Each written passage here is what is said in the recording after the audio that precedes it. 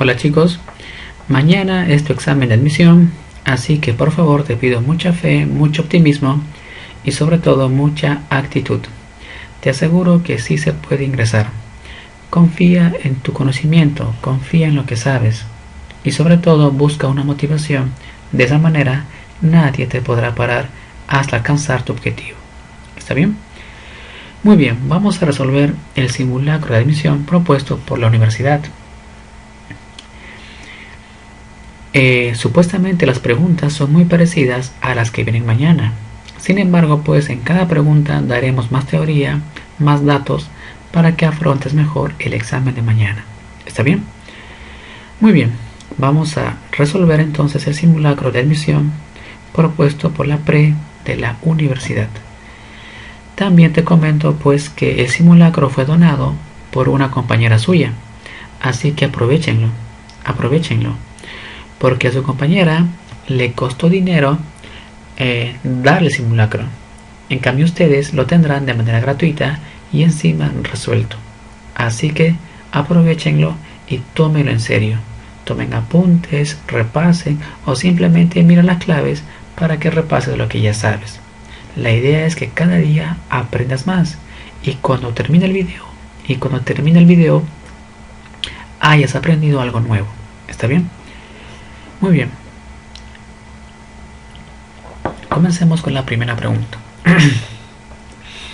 Aquí está. Cuando percibimos que está sucediendo algo inusual y que despierta nuestro interés, da pie a realizar preguntas críticas. Las posibles respuestas a las preguntas, alguien ha gritado dentro, corresponde a la etapa del método científico denominada. A ver, te dije que la agraria considera 5 etapas, ¿cierto? La observación, la hipótesis, la experimentación, el análisis de resultados y finalmente la conclusión. También te dije que durante la observación, un fenómeno natural llama la atención nuestros sentidos, nos llama a la curiosidad. Y aquí está, mira, ¿ve?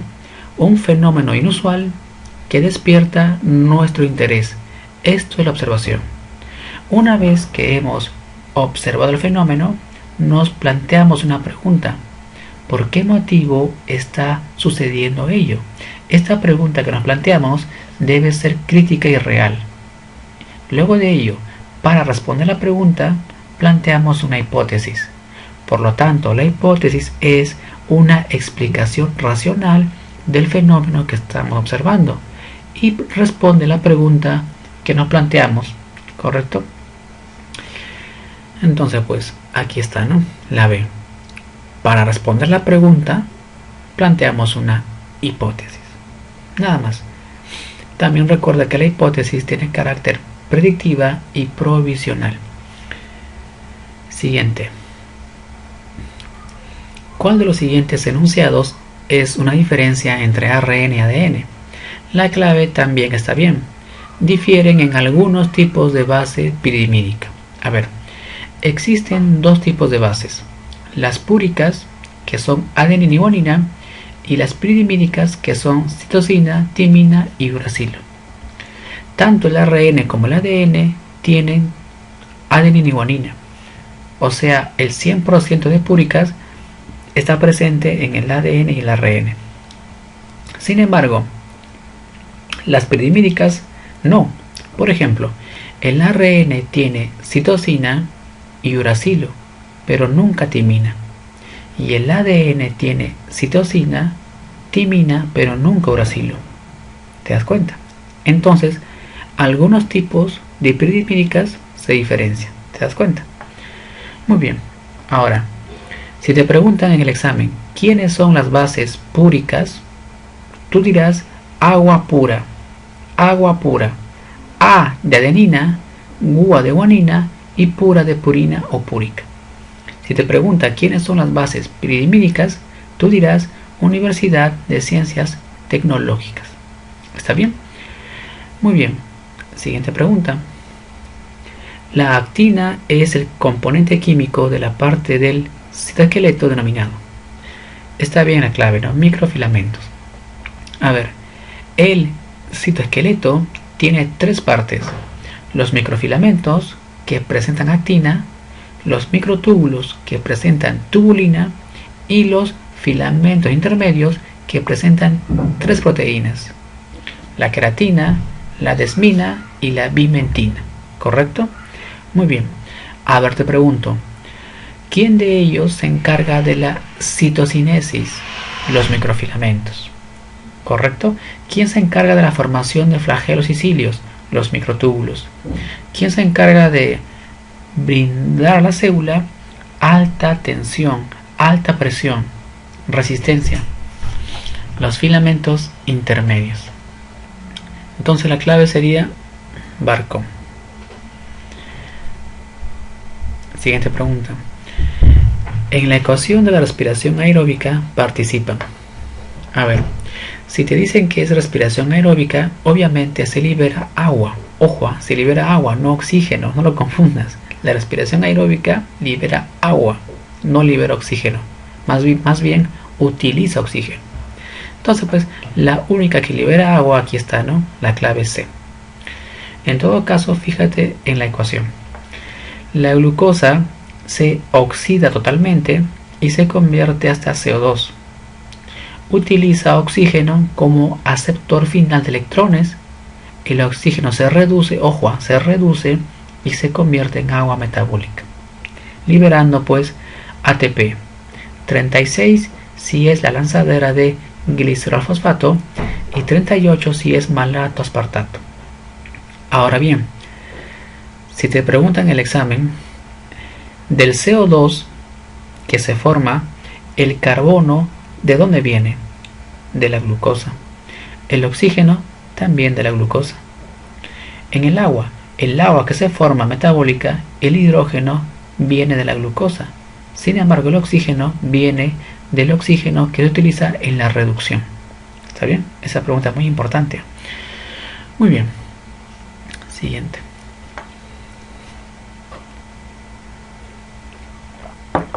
A diferencia de la fase luminosa, la fase oscura de la fotosíntesis ocurre. Obviamente ya sabes que en la fase oscura se fija el CO2. Este evento se llama carboxilación, ¿no? La clave D. Está bien. A ver, te cuento. La fase oscura o ciclo de Calvi presenta 4 etapas. Primera, la fijación, cuando el CO2 ingresa. Segundo, reducción, cuando se utiliza NADPH, ojo, NADP con P, NADPH para convertir PEG a PEGAL. Luego viene la síntesis, cuando el PEGAL dona carbonos para formar glucosas. Y finalmente la regeneración, cuando se utiliza ATP para formar la ribosa 1,5 y fosfato. Y así el ciclo continuo. ¿Está bien? Recuerda que esto ocurre en el estroma. En el estroma hay enzimas potentes que hacen que sea posible esto. Por ejemplo, la rubisco. Siguiente pregunta. Con respecto al ciclo celular, en células eucariotas, relaciones, ¿no? A ver. El ciclo celular se divide en 2 etapas: la interfase y la división. La interfase a su vez se subdivide en 3 etapas: la G1, la S y la G2. La división en 2 etapas: la citocinesis más la mitosis o la meiosis. Entonces, a ver, ¿qué ocurre en la fase S? La duplicación, la replicación, la síntesis del nuevo ADN. Aquí está. En la división celular, te dije que la división incluye a la citocinesis. Aquí está. En la G1, la célula aumenta de tamaño, principalmente debido a la duplicación de organelos. Y en la G2, te lo dije 1000 veces, revisa videos pasados, ahí está. En la G2 inicia la condensación de la cromatina. Inicia a enrollarse el ADN recién formado. Muy bien. Está bien la pregunta. Siguiente. Si experimentalmente usted obtiene en la F1 de un cruzamiento entre 2 razas puras diferentes, el 100% alverjitas con vainas de color verde, cruzando estos descendientes se obtiene en la F2 una proporción fenotípica 3:1.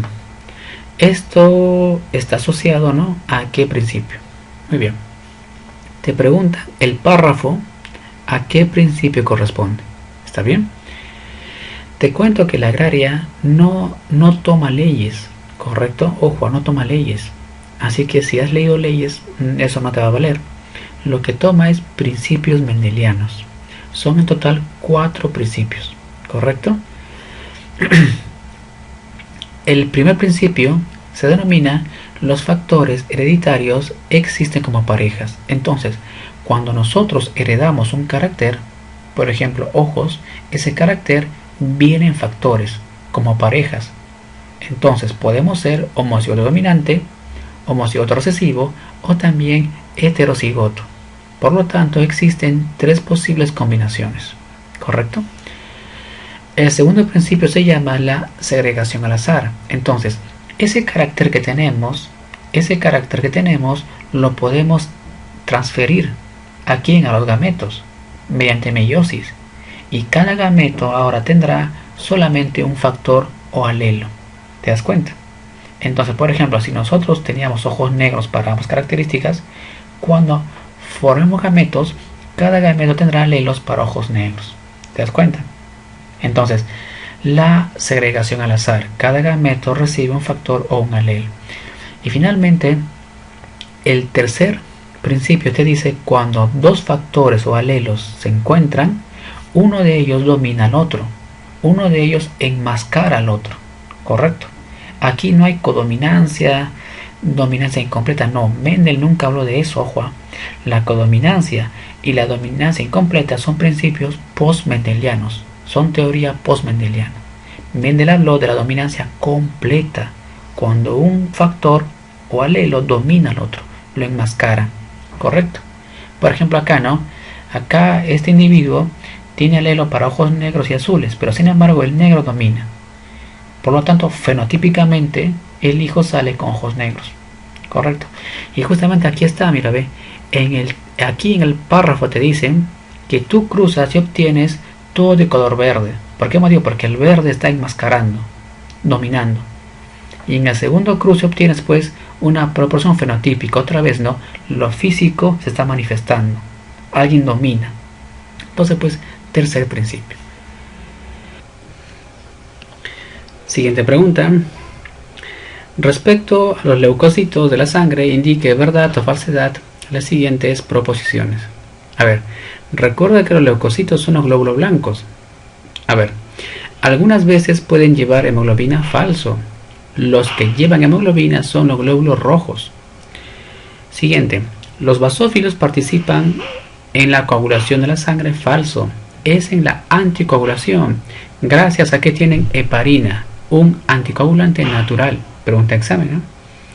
Siguiente, los monocitos forman el retículo endotelial. Eso es verdadero, chicos. A ver, te explico. Cuando un macrófago es inmaduro, se llama monocito. ¿Está bien? Entonces, cuando el monocito madura, se convierte en macrófago. Ahora bien, el macrófago se moviliza y se fija en una parte específica de tu cuerpo. Por ejemplo, si el macrófago está en el hígado, formará las células de Kupffer. Si está, por ejemplo, en los alvéolos, se llamará macrófagos alveolares. Si, por ejemplo, se ubica en el cerebro, se llamarán pues las microglías. ¿Te das cuenta? El conjunto de todos los macrófagos, de los monocitos inmaduros, de otros glóbulos blancos, en total, me forman el retículo endotelial, que pues destruyen, matan a cualquier agente, bacteria, virus, células viejas, malformadas, etcétera, que están en tu cuerpo. ¿Está bien? Muy bien. Siguiente pregunta.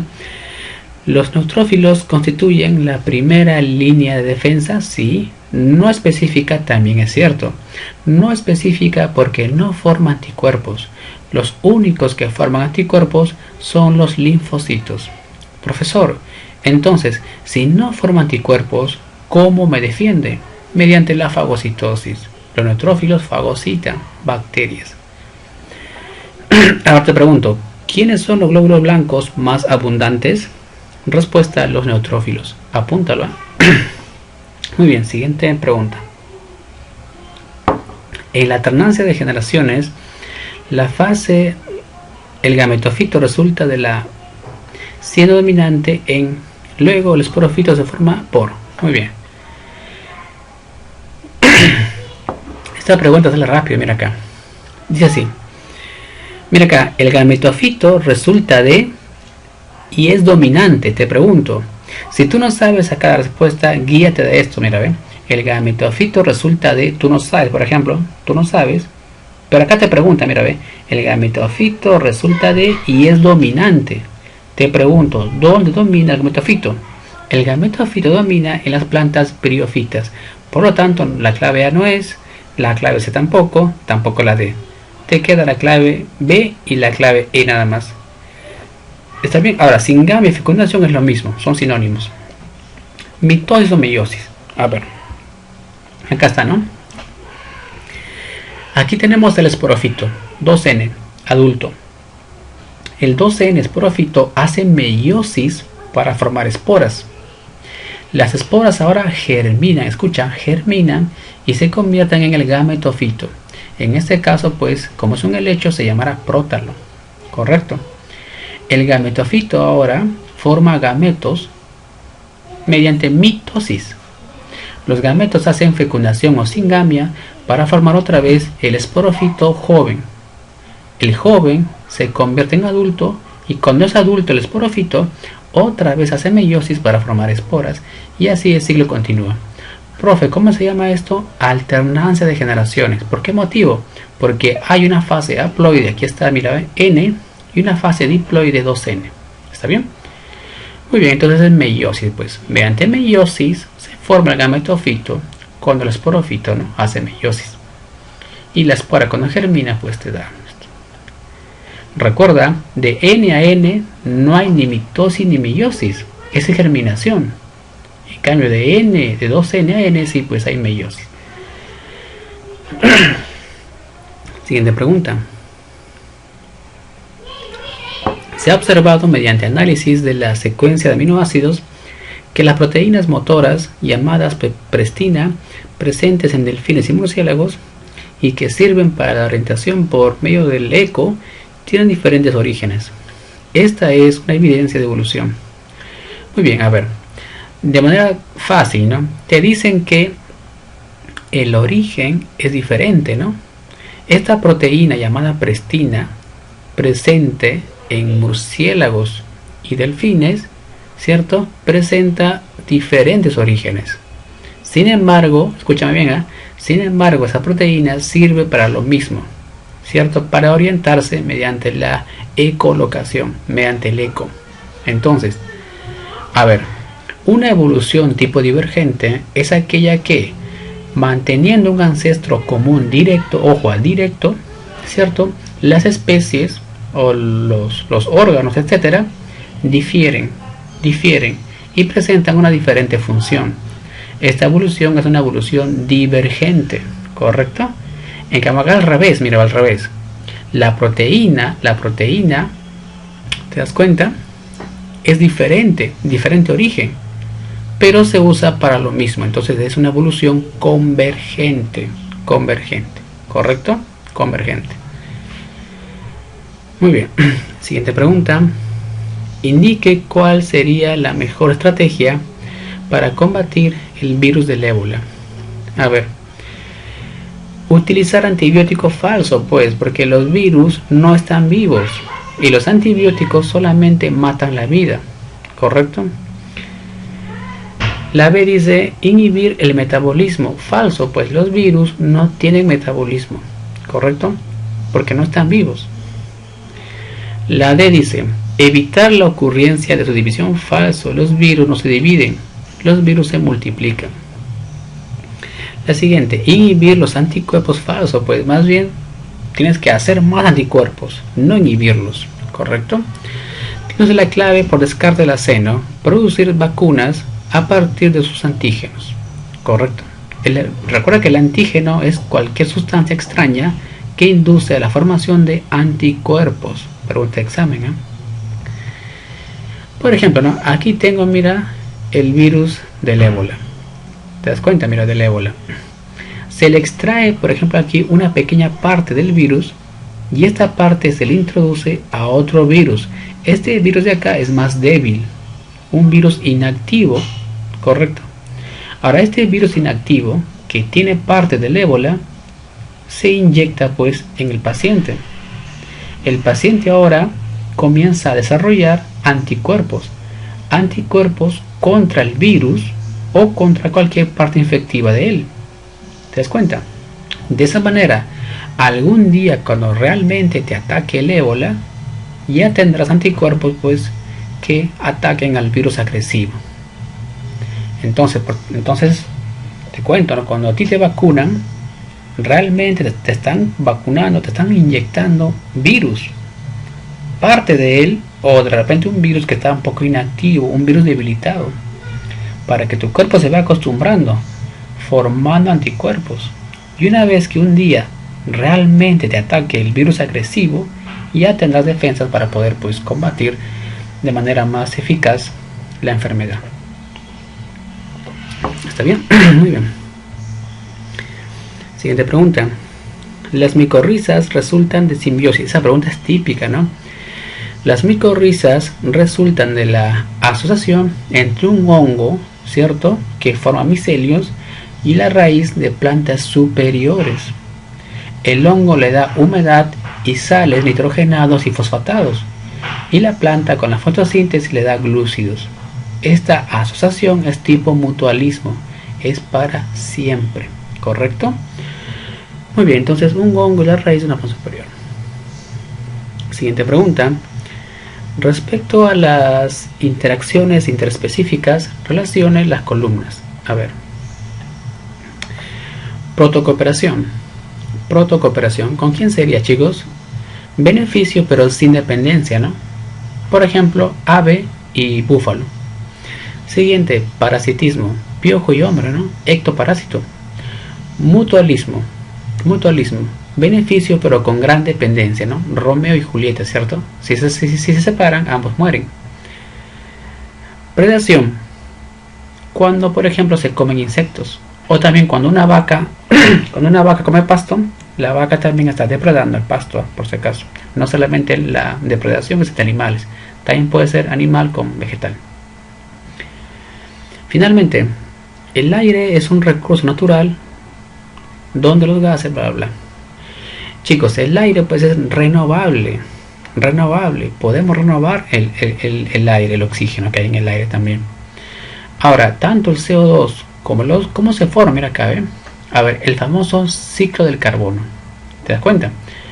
Te pregunto, ¿cuáles son las formas de emitir CO2 al ambiente? Punto 1 con la respiración. La respiración celular. Cuando tú respiras ahora, estás eliminando ¿cuánto? CO2. ¿Cuánto por ciento? 4%, ¿cierto? Lo que se hizo en el repaso de respiratorio. Entonces, tanto los animales como las plantas y también como las bacterias, chicos, emiten CO2 cuando respiran al medio ambiente. La otra forma de emitir CO2 es mediante la combustión. Tú sabes que la combustión completa emite CO2. Entonces, mediante respiración y mediante combustión son las dos formas de emitir CO2 a la atmósfera. Pero la única forma de capturar ese CO2 es mediante la fotosíntesis. ¿Está bien? Esto es el ciclo del carbono. Muy bien. Fotosíntesis y respiración, ¿no? Chicos, muy bien, ya sabes. El video compártelo con sus amigos y mañana mucha fe, ¿está bien? Mucha fe. Y yo sé que puedes ingresar a la universidad y convertirte en molinero. Te deseo lo mejor, ¿sí? Y obviamente pues en la tarde estaremos recopilando el examen, ¿no? Nos vemos hasta la próxima. Gracias por tu atención.